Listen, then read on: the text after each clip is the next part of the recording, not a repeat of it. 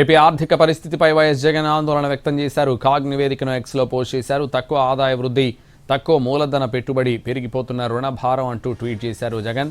రాష్ట్ర ఆర్థిక పరిస్థితి ప్రమాదకరంగా మారిందని, ఈ విషయాన్ని కాగ్ గణాంకాలు స్పష్టం చేస్తున్నాయన్నారు. సంపద సృష్టిస్తామంటూ టీడీపీ, జనసేన నేతలు చెప్పిన దానికి విరుద్ధంగా పరిస్థితి ఉందన్నారు జగన్.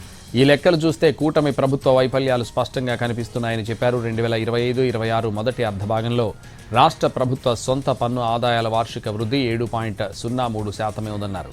2025-26లోనైనా రాష్ట్రం ఆర్థికంగా కోలుకుంటుందని చాలామంది ఆశించారని, కానీ కాగ్ విడుదల చేసిన గణాంకాలు మరింత ఆందోళన కలిగిస్తున్నాయన్నారు. సొంత ఆదాయాలు పెరగకపోగా మూలధన పెట్టుబడులు కూడా గణనీయంగా తగ్గిపోయాయన్నారు. పరిస్థితి ఇంత దారుణంగా ఉంటే రాష్ట్రం అభివృద్ధిలో దూసుకుపోతుందని ఎలా ప్రచారం చేస్తారని ప్రశ్నించారు. సంపద సృష్టి లేకపోవడంతో రాష్ట్రం తిరోగమనంలో ఉందన్నారు వైఎస్ జగన్.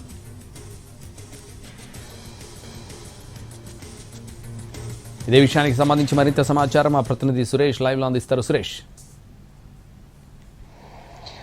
ఎస్ సంతోష్, ఇటీవల కాలంలో ఏదైతే రాష్ట్ర ఆర్థిక పరిస్థితిపై పలుసార్లు అటు మీడియా సమావేశాల్లో చెప్పడంతో పాటు డైరెక్ట్గా ఎక్స్లో కూడా పోస్ట్ చేస్తూ వస్తూ ఆందోళన వ్యక్తం చేస్తున్నారు మాజీ సీఎం వైఎస్ జగన్. ఇవాళ కూడా తాజాగా ఆయన చేసిన పోస్ట్ చర్చనీయాంశంగా మారింది.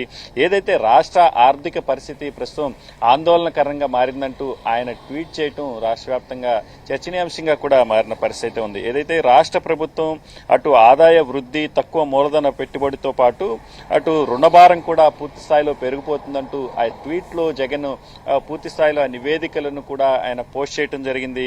రాష్ట్ర ఆర్థిక పరిస్థితి ప్రమాదకరంగా మారిందంటూ కాగ్ విడుదల చేసిన గణాంకాలు దీన్ని స్పష్టం చేస్తున్నాయంటూ ఆ ట్వీట్ ద్వారా ఆయన రాష్ట్ర ప్రజలకు పూర్తి స్థాయి పరిస్థితిని తెలియజెప్పే ప్రయత్నం చేశారు.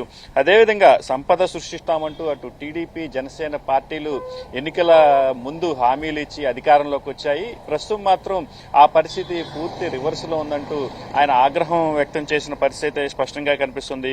ఏదైతే 2025-26 ఆర్థిక సంవత్సరం మొదటి అర్ధభాగంలో రాష్ట్ర ప్రభుత్వం సొంత ఆదాయాల వార్షిక వృద్ధి కేవలం 7.03% మాత్రమే అని చెప్పింది. అయితే 2025-26లోనైనా ఆర్థిక పరిస్థితి పూర్తిగా కోలుకుంటుందని ఆశించామని, అయితే ప్రస్తుతం ఆ పరిస్థితి లేదని మాత్రం ఆయన స్పష్టం చేసే ప్రయత్నాన్ని చేశారు. అదేవిధంగా సొంత ఆదాయాలు పెరగకపోవడంతో పాటు మూలధన పెట్టుబడులు కూడా గణనీయంగా